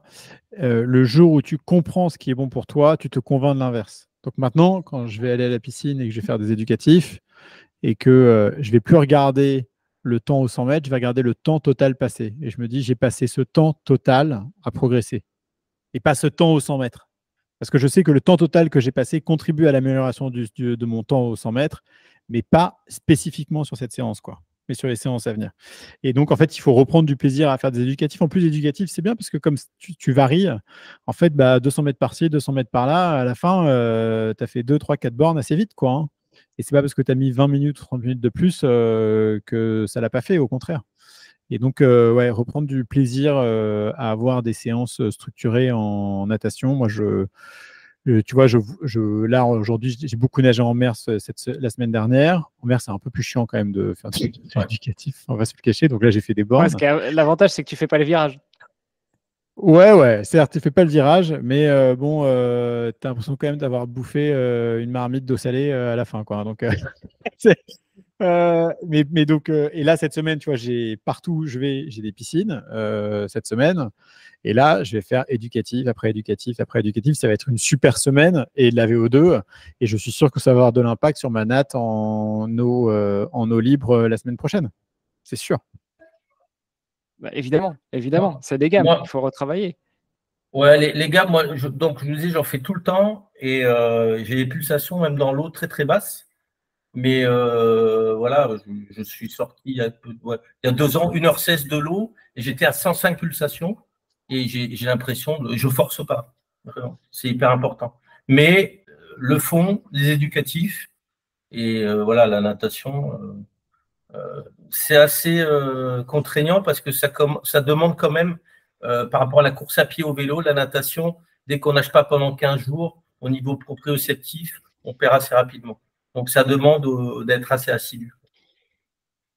Mais comme disait Jean, c'est aussi un moyen de rester assidu et de ne pas s'ennuyer. Faire tous les jours 3000 mètres non-stop avec un pull boy, j'en mets au défi de faire ça pendant 1 an tous les jours, alors que faire tous les jours 5000 mètres avec des éducs, échanger et puis faire des fois des 100, des fois des 400, des fois des 800, et puis des fois d'enchaîner juste des 50, des 50, des 50 en éduc, c'est pas pareil, tu n'as pas les mêmes sensations. C'est ça. Bien sûr. Pour revenir sur l'amateur dont tu parlais tout à l'heure, c'est comme le gars qui commence à courir puis qui s'amuse à faire des 10 km, toujours le même tour, et puis en essayant d'aller toujours plus vite, et puis il se rend compte qu'au bout d'un moment, il progresse plus, tout simplement parce qu'il a la caisse, mais il n'a pas, la tuyauterie qui va avec. 80% des gens, ils s'entraînent comme ça. Voilà. Et ils sont, disons, avec l'allure bâtarde. Ils sont ni doucement en fondamental, ni à fond. Et ils s'entraînent au milieu du seuil et ils ne comprennent pas pourquoi ils ne progressent pas, parce qu'ils s'entraînent beaucoup, ils forcent, et voilà. C'est dommage. Jean, si on l'applique à toi, est-ce que tu peux nous faire un petit overview de tes deux full Ironman? Tu as dit que tu en as fait un en 2023, en septembre 2023, c'était en Italie, je crois, à Exactement, Emilia-Romagna, Cervia. à Cervia, Ouais. et l'autre, c'était il y a peu de temps, à Nice. Est-ce que tu peux nous faire justement la comparaison entre les deux, et une fois avec 3 mois d'entraînement avec Christophe et une fois avec 1 an et 3 mois? Ouais. Alors attends, donc le premier demi-Ironman, c'était mai 2023. Enfin, fin mai 2023, début juin, on commence à bosser avec Christophe. Christophe me dit, avant ton full Ironman de l'année prochaine, on va en faire un autre demi en septembre. Quelques semaines avant le demi, on se rend compte que ça tombe un dimanche, je n'ai pas pratiqué avec mon agenda, et du coup, on change du demi au full 4 semaines avant. Comme Christophe me ça. dit, écoute, je vais... C'est un truc qu'il faudra que tu Ouais, m'expliques d'ailleurs à Christophe, de passer du demi J'ai au full. Bon, validé, hein. ok. J'ai Oui, validé. c'est toi qui l'as validé. mais mais le mec a justement, quand même certaines Christophe, il capacités. était... Ouais, mais Christophe, il était malin. Il m'a dit, écoute, on a beaucoup bossé le foncier, donc tu as la caisse. Ouais. Donc, ce qu'on va faire, c'est qu'on va s'assurer que tu ne te mettes pas dans le rouge. Donc, je vais te donner le plan, tu vas l'appliquer. Et le plan, il était simple, je me rappellerai toujours, je ne peux pas l'oublier, tu vois. C'était 400 premiers mètres en natation. Peu importe à la vitesse à laquelle tu vas au démarrage, tu réduis systématiquement la vitesse, que tu as l'impression que tu vas pas vite alors que tu vas trop vite. Ça, par exemple, je ne l'ai pas fait à Nice, mais j'aurais dû le faire. Et ça, tu vois, je l'ai fait à Cervia. Et du coup, je termine Cervia en 1h13, 5 minutes de mieux que Nice. Alors, la mer était moins agitée, tout ce que tu veux. Mais bon, les méduses n'étaient pas très agréables, hein. Et donc, on fait ça. Il me dit sur le vélo, tu te mets à 140 pulses, tu réfléchis pas, regarde pas le temps, mais regarde les pulses. Je termine à 140 pulses. Et il me dit sur le marathon, écoute, tu devrais tourner en 5,45 à peu près au kilo, et ça va le faire, tu vois. Et en fait, je me rends compte qu'à 5,25, je suis plutôt... ça va, je suis en forme et je pourrais pousser un peu plus. Mais dis, fais gaffe quand même sur la course à pied, si tu sens que tu peux y aller. C'est sûr que les 20 premiers kilomètres, c'est la balade, mais les 20 derniers, tu vois, c'est pas pareil, quoi. Et il m'avait dit aussi, sur la course à pied, 21e kilomètre, ton, enfin, tu vois, en fait, ton esprit te dit de lâcher, mais tu as encore les jambes. Et au 32e, c'est l'inverse. C'est les jambes qui ont envie de lâcher, il faut que tu utilises ta tête, quoi. Et donc, une fois que tu as ces paramètres en tête, en fait, rien ne t'arrête, quoi, tu vois. Tu sais exactement dans quel. Et c'est exactement ce qui s'est passé. Et Ouais. c'est marrant parce que c'est aussi ce qui s'est passé à Nice. À Nice, je savais qu'au 21e, j'allais en chier. Je savais qu'au 32e, j'allais en chier, mais juste de manière opposée entre mon corps et mon esprit, quoi. Et donc, l'Italie, je fais la natte en 1,13, le vélo en 5,15, je crois, et le Ouais, marathon ça. en 3h48. Je me traîne un peu sur les transitions. En même temps, je ne suis pas là pour faire un temps. Je voulais faire environ 11h30, quoi, et je termine finalement en 10h33. Donc, j'étais trop content parce que c'était mon premier Ironman. Mon fils aîné m'avait fait une blague en me disant, papa, si tu n'étais pas dans les 500 premiers, tu es un faible. Et j'avais terminé 427e. Tu aurais pu faire Et 499 pour la blague quand même. exact, mais bon, écoute, j'ai tout donné fallait quand même que j'ai un peu de marge. Et alors, ce qui était marrant, c'est que j'avais jamais couru de marathon de ma vie, donc pour moi, c'était mon premier marathon. Donc, tu vois, tu cours ton premier marathon à l'occasion d'un Ironman, c'est assez marquant comme expérience. Et Cervia, autant le vélo est très moche, parce que tu es sur l'autoroute une partie du temps, autant la course à pied est magnifique. C'est vraiment un très très beau parcours de course à pied, et donc ça, c'était très ludique. Et donc, voilà, on fait ça.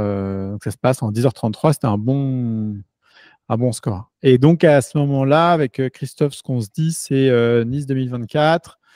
L'objectif, c'est de faire tout juste sous la barre des 10 heures, donc 9h59, si possible. Et ça, en plus, ça te donne un slot pour Kona, tu vois, qui sont les championnats du monde et qui ont lieu en octobre de cette année. Bah, ça te donne un Et slot si sur, t'es dans le road down. Parce que Ouais, bah alors là, enfin, on va tout de suite spoiler un peu la fin. J'ai terminé en 10h23 et celui qui a eu le dernier slot de ma catégorie d'âge, il avait terminé en 10h14. Donc en fait, je suis à 10 minutes du slot, quoi. Je l'ai un peu mauvaise. Je l'ai un peu mauvaise. ouais, mais si tu avais respecté le plan et si tu avais ralenti en natation, peut-être que tu aurais été dedans. Mais bon, ça, c'est un autre sujet. Ouais, ouais, non, mais c'est ça, hein. Je pense qu'il y a plein de trucs, hein. Mais ce qui est sûr, c'est que la natation, j'aurais dû moins me cramer. Ça, c'est le premier truc. Euh, Sur le vélo, je me suis vraiment accroché dur, et je fais le même temps que je faisais 2 mois avant avec le trafic et une crève pas possible. Donc en fait, je pense que je suis à au moins 10-15 minutes de ce que j'aurais dû faire ce jour-là. Et en revanche, je suis content de mon marathon parce que je fais un beau marathon, alors que je suis cramé sur le vélo et sur la natte. Donc ça, c'était vraiment cool. Et avec des transitions assez rapides. Donc, moi, je savais que Jean, il avait un gros mental, mais c'est sûr que à Nice, moi, j'ai souffert sur le côté aussi, parce que là, j'ai vu qu'il était pas bien. Et là, on se dit, le gars, il a énormément de mental. Énormément de mental. Et d'ailleurs, à ce sujet, c'est très dur d'être coach au bord de la route et de souffrir. Je préfère être dedans parce que Ah, c'est terrible. C'est terrible. On passe évidemment. dans tous les états et c'est assez terrible. Mais c'est quand même exceptionnel. Et par rapport à certains athlètes que j'ai coachés, il a cette capacité à rester concentré et à apprivoiser la souffrance, en fait. Moi, je connais beaucoup de gens qui auraient pété les plombs, qui auraient tout balancé. Et on n'est pas dans sa tête, mais on a l'impression que tout va bien. Et ça, c'est exceptionnel. Et ça, c'est un mental de champion. Intrinsèque, il l'a. Et l'anecdote que j'ai aussi, que j'ai bien aimé, c'était à Aix-en-Provence. Il y avait énormément de monde cette année. Et on devait se voir avant le. Moi, j'étais au départ natation et je devais récupérer ses affaires. Et il m'appelle parce qu'on s'est loupé en fait. Et j'ai pas eu, avec le bruit, j'avais pas ses appels. Et en fait, il m'a envoyé un message très calmement. Il me dit bon, je te trouve pas. Il m'a envoyé un point. Il a laissé toutes ses affaires avec portefeuille et tout, planquées derrière une haie. Et il m'a dit tout est là. Voilà. Mais ça, je trouve ça, moi connaissant certains athlètes et tout, je trouve ça exceptionnel. Il y a des gens, ils sont dans tous les états. Théo, nani, nana. Il est. Ça Bon, sert à écoute, rien. Christophe. Ouais, non, mais c'est incroyable. Je tiens à le préciser parce que c'est pas tout le monde. Et ça, c'est vraiment des caractéristiques de force tranquille. Voilà. Une belle force tranquille. Puis tu l'as dit, Jean, finalement, ton Ironman, il ne s'est pas exactement passé comme tu avais prévu. Tu devais faire 9h59, tu fais 10h23.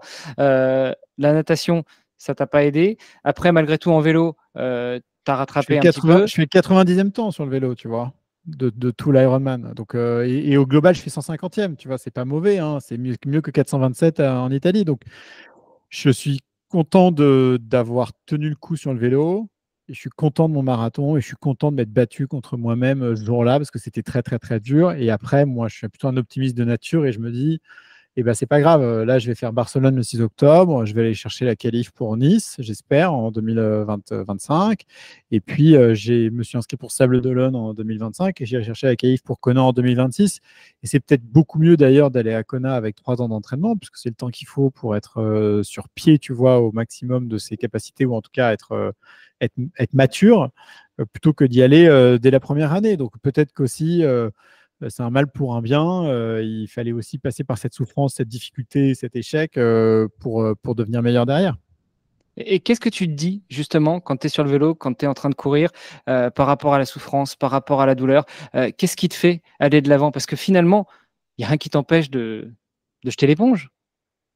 Alors sur le vélo, c'est la data justement parce que oh non, il y a plusieurs choses. En fait, c'était génial parce que la semaine d'avant, je regarde la saison 2 du Tour de France sur Netflix. Et Excellent. je sais plus à quel moment. Tu sais, c'est quand même une phrase qui revient tout le temps. Tout le monde te dit la souffrance c'est temporaire, l'échec c'est définitif, tu vois. Il y a un truc comme ça où l'abandon c'est définitif. C'est un truc. Et en fait, j'étais sur le La vélo. souffrance, c'est temporaire et l'abandon, c'est à vie, quoi. Ouais, c'est ça. Ça sera toujours là, alors que la souffrance, voilà, tu souffres un Elle va moment, puis après, disparaître ça à un moment passe. donné. Et donc, moi, j'étais sur le vélo. Il y a 2 trucs que je me suis dit. La première, je me suis dit, OK, t'as mal, t'en chies, c'est dur. Du coup, ton cardio, il monte pas. Bon, t'as 148, 150, je sais plus. Bon, mais ça veut dire que globalement, ton système fonctionne. Tu vois, là, en ce moment, tout ton système lactique, il est en train de se synthétiser, il est en train de se recycler, ça va aller, genre, t'inquiète. Genre, oui, t'as mal, oui, t'en chies, oui, tu t'es cramé, oui, t'as été con, machin et tout, mais genre, lâche rien, premier truc. Et le deuxième truc que je me dis, je me dis trois trucs. Je me dis le deuxième truc, c'est que plus ça va être long, plus ça va être dur en fait. Donc en fait, ton vélo, il faut que tu le butes parce que en fait, tu as 120 bornes à faire. Parce qu'au bout de 120 bornes, c'est de la descente quasiment. Donc sur Nice. Donc tu te butes pendant 120 bornes. Va au bout, quoi. Après, on verra. Et le troisième truc que je me dis, c'est ça. Je me suis répété, je te jure, et j'ai dû le crier tout fort au moins une vingtaine de fois. La souffrance est temporaire. La souffrance est temporaire, tu vois. Et je continuais sur le vélo. Et ça m'a fait beaucoup de bien sur le vélo. Donc, je me suis accroché là-dessus. Et après, sur la course à pied, les 3 premiers kilomètres ont été un enfer, un enfer. Quand Christophe m'a vu passer la première fois, il a dû se dire oh merde, parce qu'il me regarde et j'ai dû dire, je crois que je lui ai dit genre c'est dur, tu vois. Ouais. Non, elle t'a dit c'est l'enfer. Ah, c'est l'enfer. Et donc je passe et je lui dis c'est l'enfer. Et en fait, parce que je revenais de 5h30 d'enfer en fait avec le vélo, donc c'est pour ça. Et en fait, au bout de 3 bornes, tout d'un coup, j'ai l'impression de voler, quoi. Et les 20 premiers kilomètres du marathon, je te jure, je vole. Je suis trop bien. Je vois des copains de copains sur le côté. On tape la discute. Enfin, tu vois, genre, vraiment, je suis bien, quoi. Bon, et puis après, c'est pas ce qui se passe comme dans tout marathon. En 21e, tu dis putain, encore la moitié, chier, quoi. Et au 32e. Plus que la moitié. Christophe, il te l'a dit. Plus que, c'est pas encore, c'est plus que. Plus que. Non, mais en fait, et puis après, il y a des, tu sais, t'as des tricks psychologiques, quoi. Tu te dis, premier, deuxième tour, c'est automatique. De manière, tu vas bien, tes jambes vont bien, tout va bien. Le troisième tour, bon, c'est un mauvais moment à passer psychologique. Bon, mais ça va. Tu vois, c'est que psychologique. Tu as encore les jambes, donc c'est pas grave. Et le quatrième tour, bon, c'est le quatrième, hein, c'est le dernier. Donc, c'est la délivrance. Tu vas pas trouver une excuse pour avoir chié ton quatrième tour, tu vois. Et en plus, j'ai un copain sur le dernier kilomètre et demi, Hugo, qui lui fait, je crois, 2 ou 3 minutes de mieux que moi sur le parcours au global. C'est celui qui t'a mis à l'Ironman quand même, Hugo, c'est ça? Ouais, exact. Et qui m'a mis aussi une belle branlée en natation, comme à chaque fois. Et en fait, il me rattrape sur le marathon et il me dit, vas-y Jean, on y va et tout. Il m'a surmotivé et on a fait toute la fin de course ensemble et c'était extraordinaire de faire ça.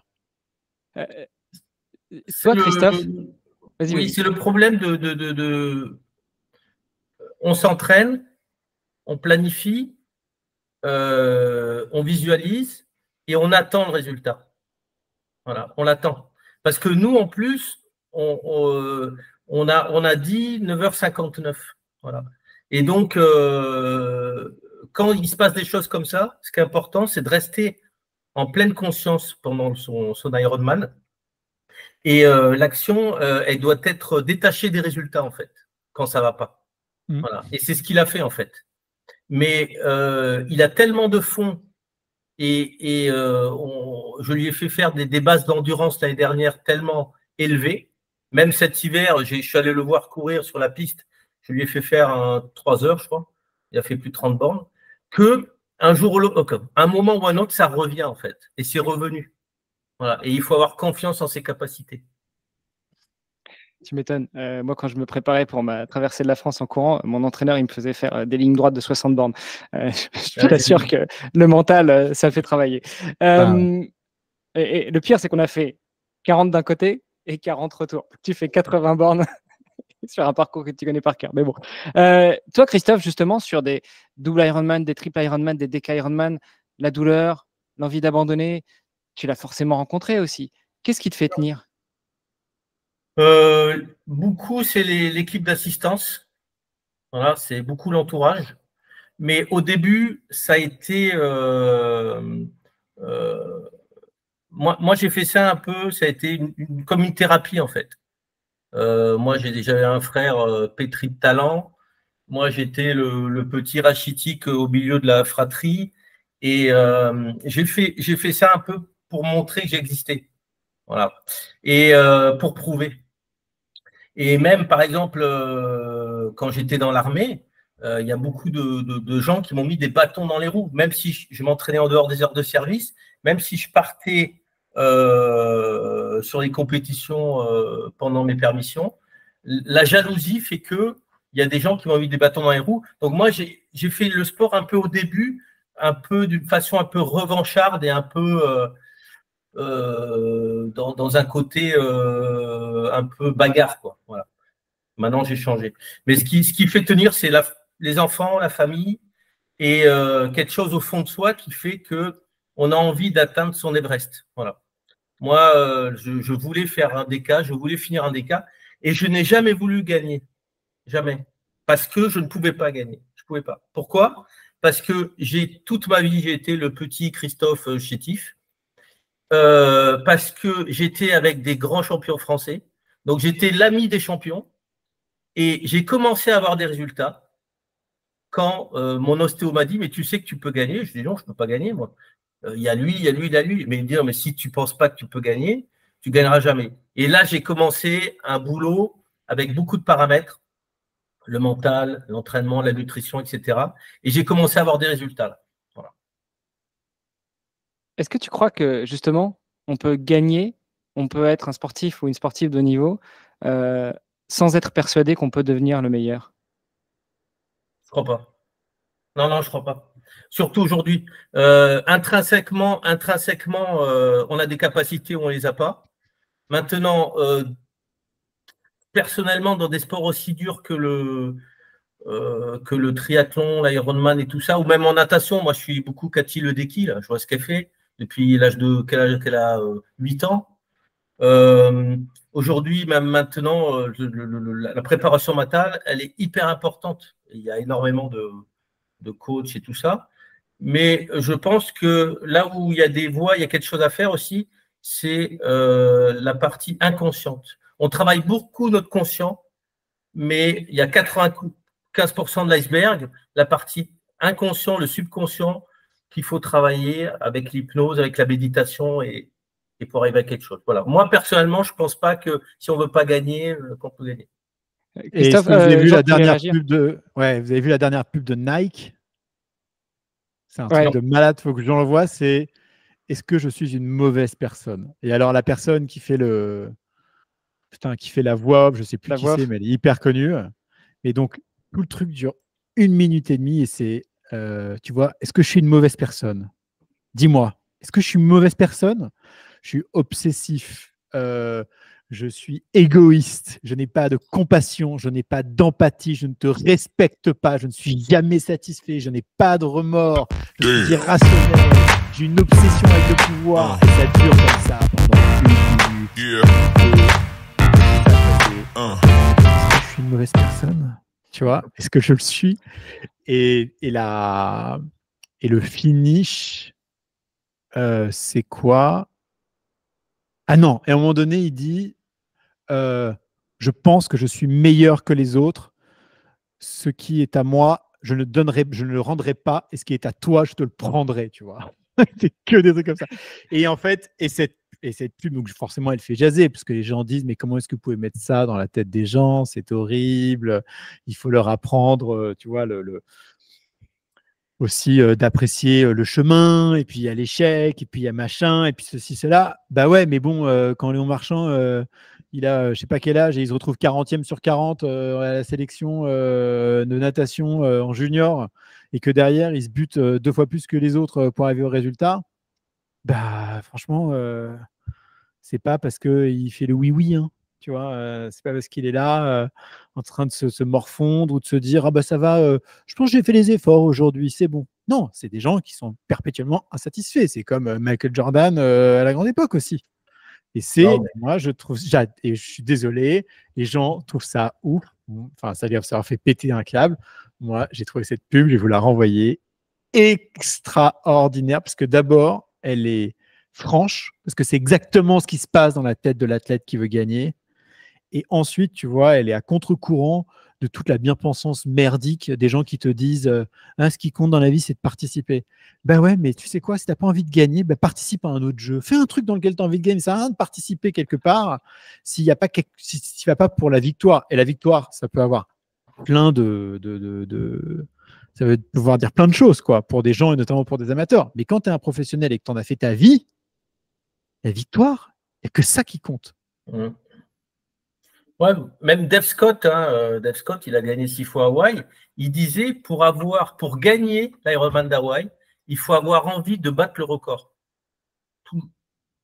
C'est que ça. Et on n'a pas idée.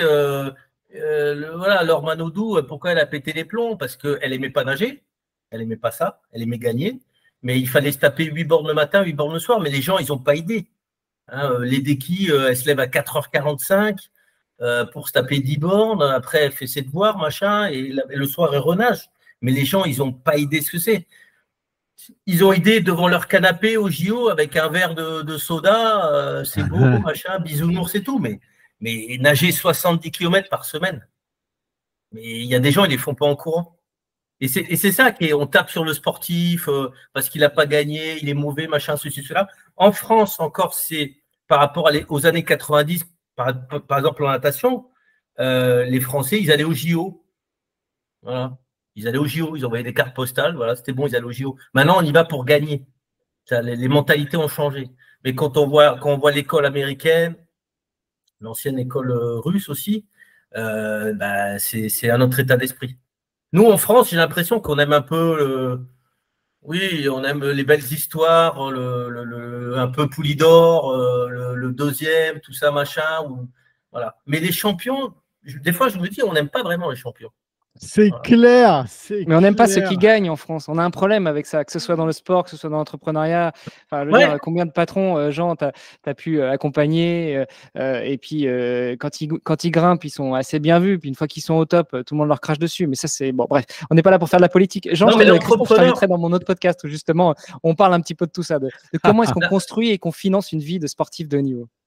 Mais l'entrepreneur, je vais faire une parenthèse, c'est un animal que j'aime bien, l'entrepreneur, parce que c'est quelqu'un qui est tout seul. Quand il est malade, il doit travailler. Vraiment, l'entrepreneur, c'est un profil que j'aime bien. Et maintenant, grâce à Jean, j'ai beaucoup d'entrepreneurs qui me contactent parce que c'est des gens, ils savent ce qu'ils veulent. Ils savent ce qu'ils veulent.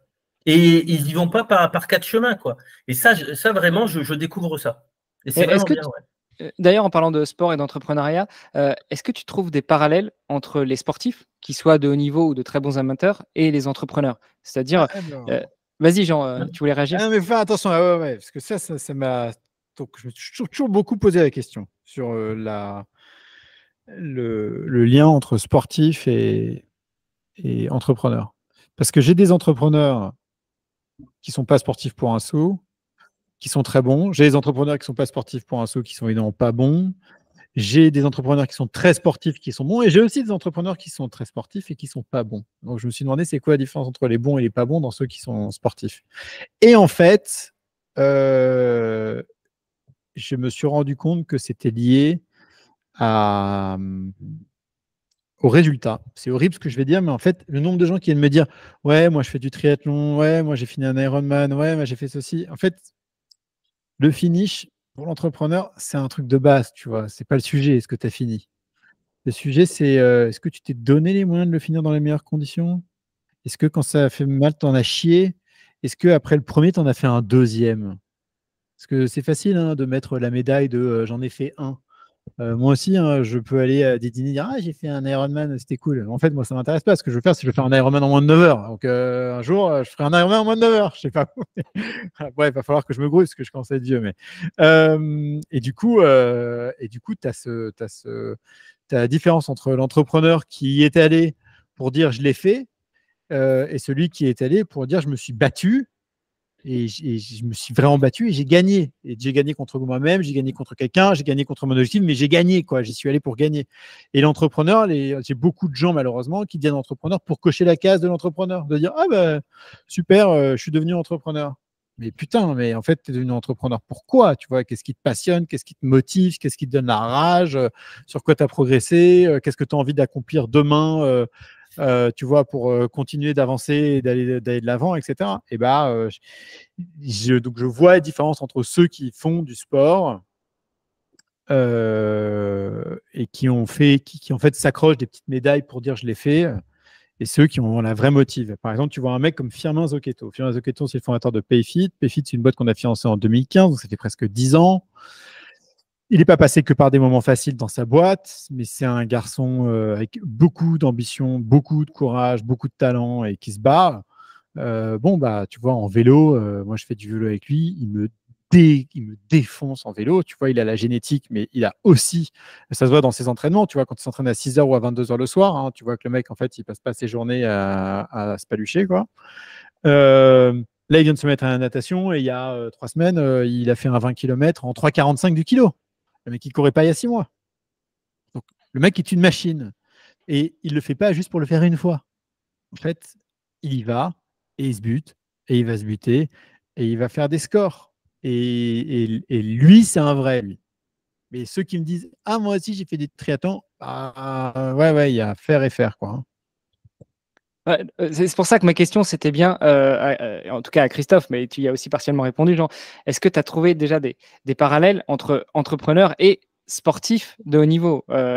Entendons-nous bien, c'est-à-dire, comme dit Jean, ceux qui y vont pas pour le faire une fois, mais ceux qui y vont, qui répètent, qui essayent de craquer le système, qui mettent en place ce qu'il faut pour pouvoir y arriver, qui se fixent un objectif, qui l'atteignent et puis qui recommencent et qui se fixent un autre objectif, que ce soit dans le sport ou dans l'entrepreneuriat. Est-ce que tu as déjà vu des parallèles? Est-ce que il y a des similitudes pour toi, Christophe? Oui, il y a des similitudes.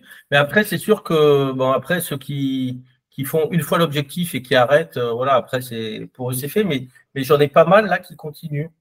Ils re-signent pour 1 an et puis, mais tout en gardant un équilibre familial et boulot, qui arrivent à s'entraîner régulièrement, à faire tout ce que je leur dis. Et moi, c'est en ça que j'aime bien parce que c'est des gens ceux qui veulent faire du sport et atteindre ces objectifs, qui vont au bout de leurs envies, quoi. Et ça, je trouve ça génial, quoi. Voilà. Jean, tu l'as dit tout à l'heure, ton objectif, c'est de boucler un full Ironman en moins de 9 heures. Christophe, il disait qu'au-delà de l'entraînement, il y a plein d'autres choses, et notamment eu égard à l'inconscient, à travailler. Est-ce que c'est des points sur lesquels vous travaillez déjà? Vous commencez à travailler? Vous allez travailler? Question pour le coach, hein. Moi, je sais pas. J'en suis. Ah non, jamais... c'est pour toi, Jean. Non, en fait, pour l'instant, le plan se déroule comme prévu. Donc, moi, je fais. J'ai dit à Jean, hein, il l'a évoqué, je dis déjà, on va arriver au maximum de ses possibilités au bout de 3 ans d'entraînement. Voilà. On peut faire gonfler naturellement un cœur en 3 ans. Donc là, ça fait 1 an qu'on s'entraîne ensemble. Voilà. Ensuite, l'approche mentale, déjà, il a quelque chose d'intrinsèque, Jean. Mais là où je pense qu'il va falloir qu'on parle, c'est aussi peut-être au niveau du volume, pour ce qui est du coût énergétique. Parce que c'est vrai qu'au bout d'un moment, même avec 15 heures, ça va être un peu limite, quoi. Mais au niveau mental, très honnêtement, j'ai pas apporté grand-chose à Jean, quoi. Voilà. Moi, je suis plus, lui, il a le profil, je vais être plus freineur. Voilà. Je vais plus le canaliser et le freiner, parce qu'il peut être un peu excessif, hein, l'état de Donc, il faut que je tire un peu sur les rênes. Voilà. Il y a des gens, il faut que je les pousse. Mais c'est un peu comme dans un orchestre, le batteur. Il y a des batteurs, ils sont fonceurs, d'autres ils sont freineurs. Moi, Jean, il faut plus que je le freine. Voilà, donc souvent, je suis obligé de lui dire, mais c'est pas grave, c'est déjà bien, vas-y, cool et tout. Donc avec lui, forcément, c'est facile, c'est sûr. Mais bon, il a un côté, oui, c'est vrai, un peu excessif. Cette qualité qu'il a, ça devient aussi un défaut. Parce que, par exemple, moi, je sais ce qui se passe après un triathlon, après un Ironman. J'y vais, j'ai envie de m'entraîner, on a envie, mais la fatigue, elle arrive bien plus tard. Donc, moi, je lui dis, non, mais calme, cette semaine, repose-toi. Donc, voilà. Bon, oui. Il s'est reposé, il a été faire 500 bornes de vélo. Voilà. Je l'ai payé 2 fois l'année dernière. J'avais les Bosses de Provence 15 jours après. Et les Bosses de Provence, tu n'as que 100 bornes, mais tu te butes comme un connard parce qu'en fait, tu n'es pas là pour jouer, quoi. Et cette année, après Nice, 15 jours ou 3 semaines après, j'avais l'étape du Tour. Et l'étape du Tour, tu as 130 bornes avec 4005 de D+, et après, tu as 85 bornes qu'il faut rentrer à Nice, hein. Moi, tout ce que je peux faire, c'est dire les choses. Parce que mon patron, c'est qui? Mon patron, c'est mes athlètes. Sans faire de clientélisme, je ne vais pas dans leur sens. mais ils sont pas, je les ai pas sous contrat. Je peux pas leur donner des ordres et leur dire bon ben non, lundi tu fais ça, nana, et ben non tu te reposes. Donc c'est mes patrons ceux qui me payent. Donc tout ce que je peux faire moi, c'est de dire les choses. Tu veux faire les bosses du 13? Ok, mais je valide pas. Voilà, c'est tout. Mais bon, l'objectif était passé. Il y a eu l'année dernière les bosses du 13, là l'étape du tour. Mais c'est sûr qu'après un objectif comme ça, la fatigue et tout, c'est bon. En vérité, j'aurais dû reprendre progressivement et donc je serais arrivé en 3e semaine pas claqué, mais en reprise progressive. Alors que là, en fait, au bout de 15 jours, j'arrive en 3e semaine claqué, il me refaut 15 jours pour récupérer. Donc en fait, je les ai perdus ces 2-3 semaines. Et écoutez, Cri-Cri. Mais là, tu apprends et tu ne le referas pas l'année prochaine. Non, mais là, j'ai rien. On m'a proposé un truc en octobre, juste après Barcelone. J'ai dit non. Voilà, tu apprends. Voilà. Et les autres paramètres éventuellement d'évolution, de progression, je pense à des choses toutes bêtes, la méditation, la sieste, la nutrition, l'alimentation de manière générale, l'hygiène de vie. Est-ce que c'est des choses que vous travaillez aussi? Alors, ouais, beaucoup. Ouais, beaucoup. Bon, là, le premier paramètre, c'est l'entraînement. Voilà, l'entraînement, c'est hyper important. Le deuxième, c'est le mental. Ensuite, la nutrition, super important. Le matériel, alors là, Jean, je lui fais confiance, hein, parce que niveau matériel… c'est un geek, donc il se fait plaisir. Oui, voilà, c'est bon, il n'y a pas de problème. Et dans le mental, moi, j'ai envoyé des choses sur la cohérence cardiaque, sur la méditation. Et on va peut-être travailler un peu la visualisation, plein de choses comme ça. Et là, je suis en train d'écrire sur ma méthode de réussir durablement en triathlon. Je suis en train d'écrire cette année un livre sur le mental, mais justement pour travailler la partie émergée du mental, le subconscient. Voilà. Ensuite, le matériel, je vous l'ai dit. La tactique, c'est très important. Voilà. Ça, il y a des gens, ils s'entraînent et bonne chance, ils vont faire le triathlon. Mais en fait, il n'y a pas de chance. C'est bonne course. Et si on n'a pas un plan de course, moi, je trouve ça… combien de gens j'ai vu au 100 km, alors qu'est-ce que tu as prévu? Le gars, il me dit je cours le plus longtemps possible. Donc, ça, non. Donc, moi, je fournis un plan de course et je ne sais pas… enfin, tous mes athlètes, ils ont un plan de course. Tous. Et même, je dis, je prends la responsabilité du plan de course. Comme ça enlève une partie mentale à l'athlète. Grave. Si l'athlète il réussit, c'est lui. S'il loupe, c'est moi. Ça, on est tranquille. Voilà. T'envoies un plan ou t'envoies 2 ou 3 plans? Parce que Jean, il le sait. Une entreprise, business plan, il y a toujours ce qu'on rêve. Moi, je dis à tous mes entrepreneurs qu'il faut avoir qu'un seul plan. Hein.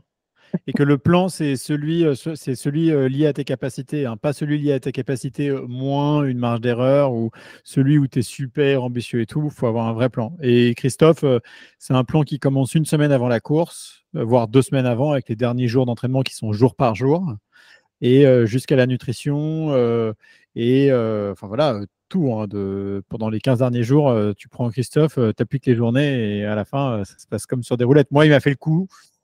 Il m'a fait le coup en Italie, ça a marché. Il m'a fait le coup à Aix, ça a fonctionné. Et à Nice, je me suis buté à cause de la natte et tout. Mais le marathon, il m'avait dit, vas-y, cours-le en 4,45 du kilo. Je suis sûr que tu peux faire 3,20 et je le termine en 3,23. Et pour moi, c'était…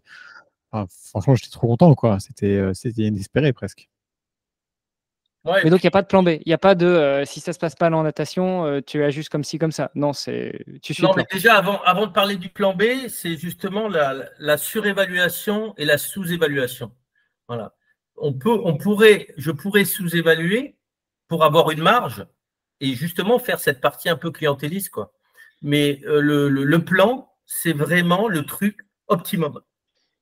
Et je préfère qu'il se plante en 10h23, parce qu'il y a beaucoup de gens qui aimeraient louper leur Ironman en 10h23 et qui ne passent pas 10 heures, que je lui fasse un plan en 10h30. Je lui fais un plan en 10h30, je ne suis pas objectif, et il fait 10h25, et là, on est content. Non, je ne travaille pas comme ça. Le plan B, pourquoi il ne faut pas faire de plan B? Bon, de toute façon, si jamais ça ne se passe pas comme prévu, qu'est-ce qu'on fait? On s'accroche, on continue. Mais si on met dans sa tête un plan B et que ça fait mal comme il a eu mal, on sait tout de suite l'esprit va y aller dessus. Donc il n'y a pas de plan B. C'est marche ou crève. Voilà. Qui va. Et voilà, et c'est comme ça. Et c'est la loi du sport parce que voilà, il y a les 3 types d'athlètes. Il y a celui qui gagne les jeux, il y a celui qui va au jeu, qui envoie des cartes postales, je l'ai dit, et il y a celui qui conduit le bus, quoi. Donc il faut avoir un mental vraiment de tueur et un mental de champion. Voilà. The Human Machine. Exactement. Bon, messieurs, je pense qu'on a fait un bon tour. On pourrait encore continuer. Je pourrais encore vous poser plein de questions. Peut-être une rapide, la prochaine étape pour Jean et Christophe, pour le duo, avec Jean qui court et Christophe qui coach. Alors, on prend rendez-vous à Barcelone le 6 octobre 2024. J'ai regardé un petit peu le...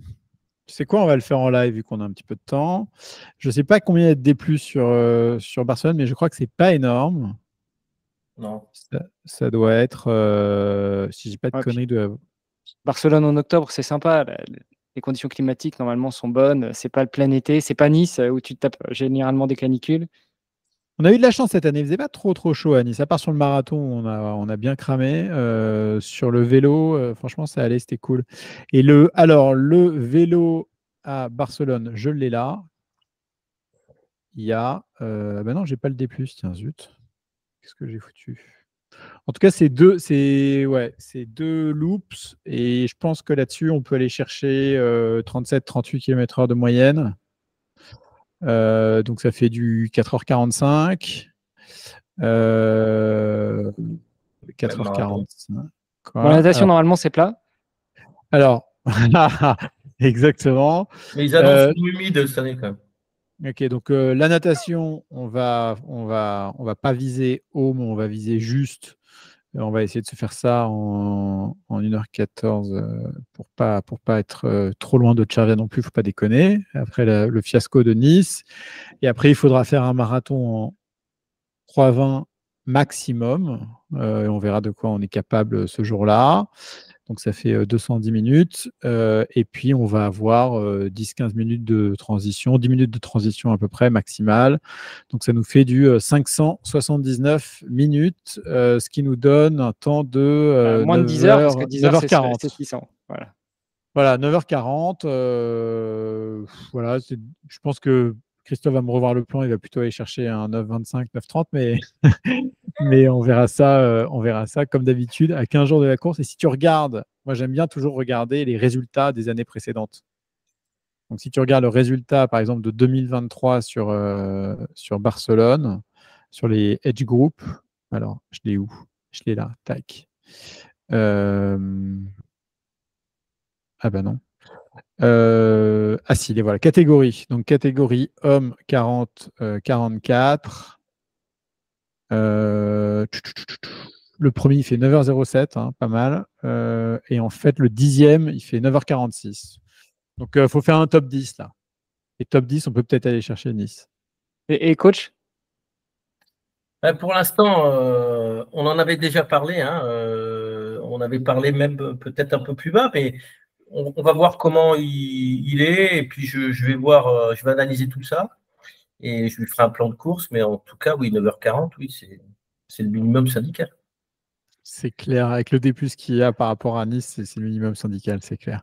L'autre truc, c'est que j'ai mon vélo de trip sur Barcelone. C'est un Scott Plasma RC, c'est très rigide et en fait, il y a peu de routes qui sont bien adaptées à ce type de vélo pour s'entraîner.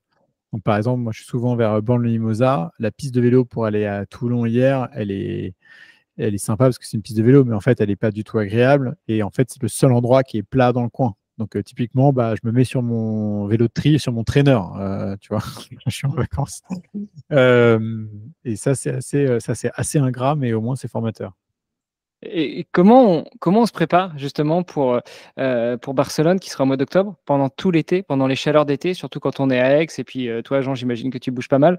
Donc comment tu leur apprends à s'acclimater à la chaleur, Christophe?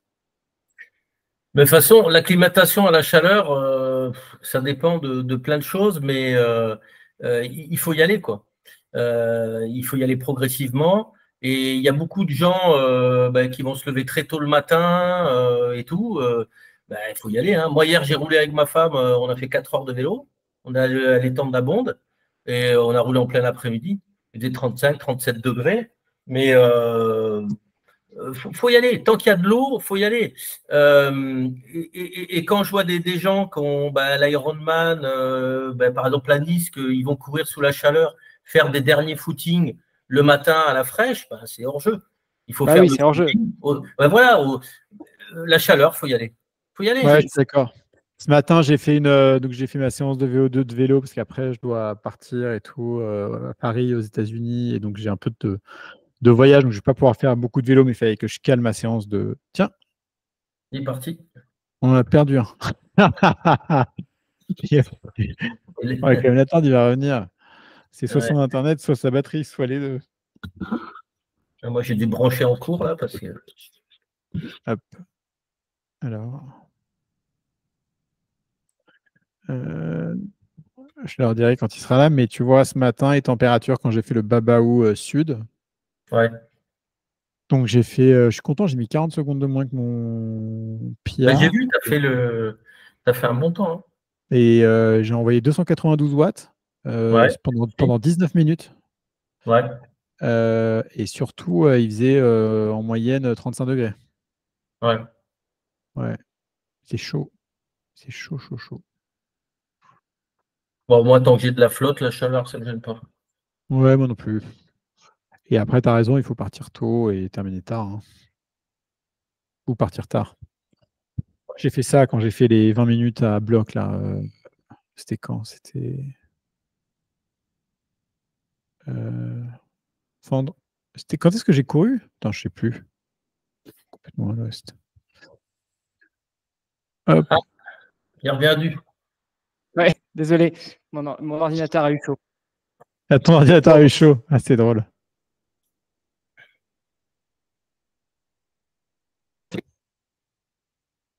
On n'entend pas trop là. Ah. Je crois que c'est bon. On t'a retrouvé. Ça y est, c'est bon, vous m'entendez là? Oui. Ouais.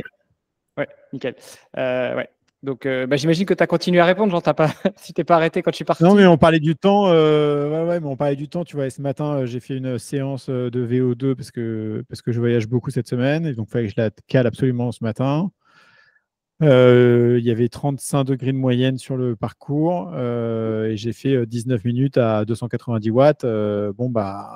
Voilà, hein, c'est comme ça que tu t'acclimates. Hein. Ouais, au DK Hawaï, il y avait 90% d'humidité, 40 degrés l'après-midi.